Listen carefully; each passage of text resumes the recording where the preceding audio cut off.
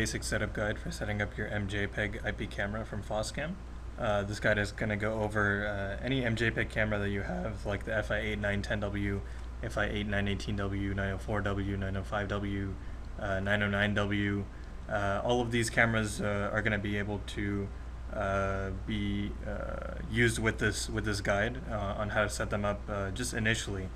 So what we're going to do is go ahead and get straight into it. Right now I have the camera out of the box plugged into the power, and the Ethernet cord is plugged into the back of the camera, and the other side is plugged into my router directly. And this computer that I'm going to be doing the video on, it's actually connected to the same router called Wireless 3G. That's the network that I'm using currently for this video. So you need to make sure that the computer that you're on is connected to the same network as the camera is connected to. Otherwise you really won't be able to see the camera on the software that we're going to be using, and you won't really be able to follow along. So make sure that that's the case. And from here what we're going to do is, I've already installed the CD software called IP Camera tool. It is located in your CD-ROM that came with the camera in the box. But if you don't have the CD with you, or if it broke or cracked, you can always download it from our main website over here, Foscam.us. The actual link is foscam.us/tools-support.html, or you can just click on the support tab at the top. And we have a lot of guides here on how to set up your cameras, but also we just have the CD installation software here. If you need it for Windows, you would see IP Camera Tool PC. We would just click on that and you can download the software and install it just like I have on the desktop. And once you install the software, it comes up on your desktop. So what we're going to do is double click on it, and the IP Camera Tool window shows up, and this window basically shows you all the cameras that are connected to your router directly currently. And what we have is one camera that I've set up, and it's a FI8 910W. I'm sorry, it's a FI8 910W camera, and we see that this right here, anonymous, is just for the name of the camera. This is the IP address, so we have 192.168.0.2 for the IP address of this camera, and the M is for telling us which compression we're running in. So the M is for MJPEG compression. So any camera that you have, it would have the MJPEG compression letter over here, as long as it's a MJPEG compression camera, like the cameras I stated previously. So we opened up IP Camera Tool. We're able to see the camera here, which is great. You should see an IP address here, which means you're on the right path. You might see subnet doesn't match, and that is an error that's actually with networking. It's not with the camera. You would just have to configure some settings, which I'm going to go over here in a second. So what we're going to do is click on the camera, right click on it, and then go to network configuration. And what this screen shows is basically a lot of different values for your camera, such as IP address, subnet mask, gateway, DNS server. The IP address is basically showing you what IP address the camera is running on your router. So your router basically allows, it basically identifies any device that's connected to it with an IP address.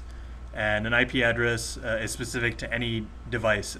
Two different devices can't have the same IP address.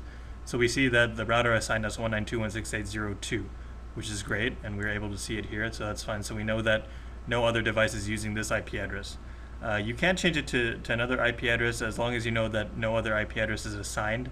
You can change it to 192.168.0.100 or 200, something like that. As long as there's no conflict with any other device running that IP address, you can change it to that. These other values, subnet mask, gateway, DNS server, these we need to actually confirm within our router. So what we can do actually on Windows is we can go to the Start button down here. We can click it and type in CMD. Or if you have Windows XP or earlier versions of Windows, you would click on the Run button over here, and you would just type in CMD in that prompt that comes up. So we're going to push Enter. And this brings up the command prompt. And what we're going to type now is ipconfig, is IPCONFIG. And push Enter. And this brings up the information about our network that we're connected to currently. So you can see right here, the biggest thing that we're looking for is IPv4 address, subnet mask, and gateway. And IPv4 address over here is for the IP address of our computer. Remember I said that devices on the network don't have the same IP address. So we know that the computer is identified by 192.168.0.3, and the camera is being identified as 192.168.0.2. So just make sure that over here for IPv4 address, the first three numbers are matching up over here. So we know that 192.168.0 is matching up. That's correct. Subnet mask needs to match completely. So 255.255.255.0, that's over here. That's correct. Default gateway needs to also match directly as well. So 192.168.0.1, we see that over here as well. And the DNS server usually is going to be the same as the gateway. So you would just type in the same numbers in gateway as a DNS server if it's not correct, or if it's not showing up like this. And again, you're going to be on a different router. You might not have the same numbers that I have, but just be sure that these numbers, the first three numbers in IP address, are matching over here. The entire subnet mask is matching over here, and the default gateway is matching completely over here, and the DNS server is the same as the gateway.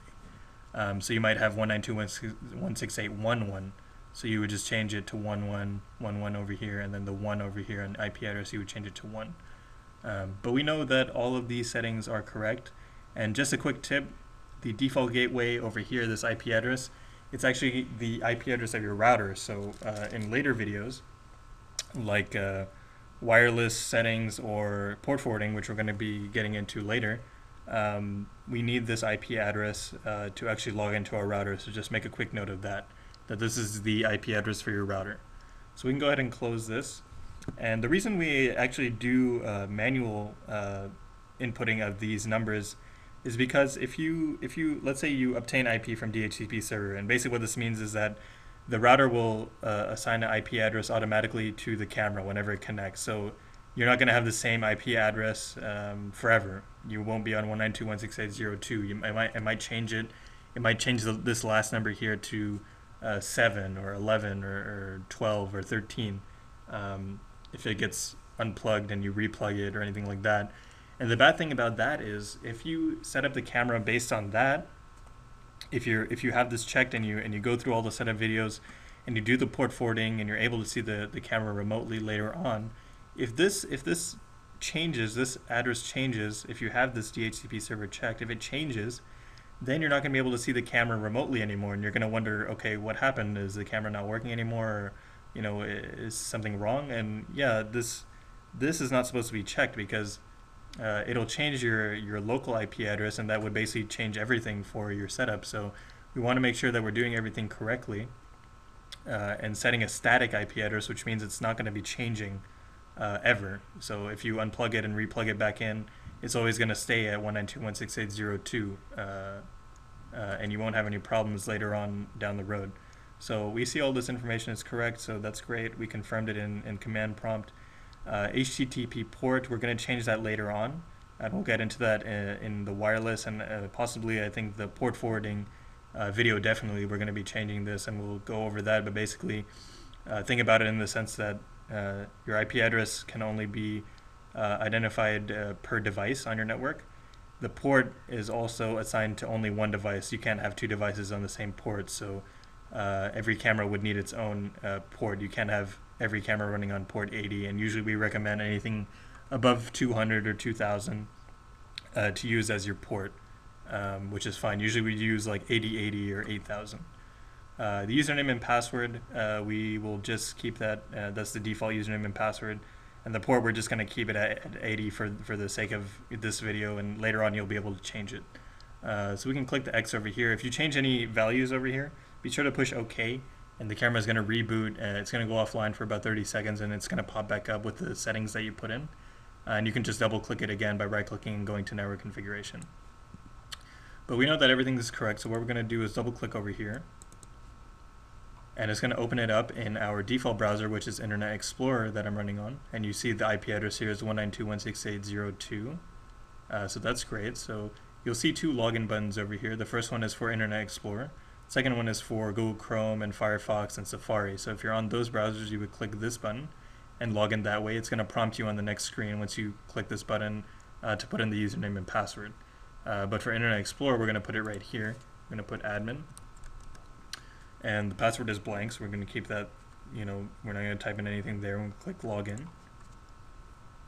And great, so we were able to get into the camera, we were able to see the video, we were able to move it around, so that's great, and that basically completes the basic setup guide. And from here you can actually go into doing the wireless video if you want to make it wireless. But sometimes you might not get this video. Some people might not get this video initially if they're on Internet Explorer. You might see a black screen with a red X. We do have a video on that for troubleshooting. If you go into our troubleshooting video guides, we show you how to correct that. Basically, it just means that ActiveX isn't configured correctly to be using the OCX file, which is the file you need to run the camera in Internet Explorer. Your ActiveX actually needs to be configured in here in your tools and internet options. You would have to go and configure some of that stuff. And you can actually see a guide on this as well under our support page. I believe it's called ActiveX, Enabling ActiveX on Internet Explorer. So you can go ahead and see that. But if you got to the screen and you're able to see video and everything like that, that's great. That means we completed the basic setup. So let's go ahead and go into the next video. If you want to set up wireless, just to be sure, you need to click on For Administrator here, and you'll click on Wireless LAN Settings on the left side in Internet Explorer to get to that page, which we're going to be going over in the next video. So be sure to follow up on the next video, and we'll see you there.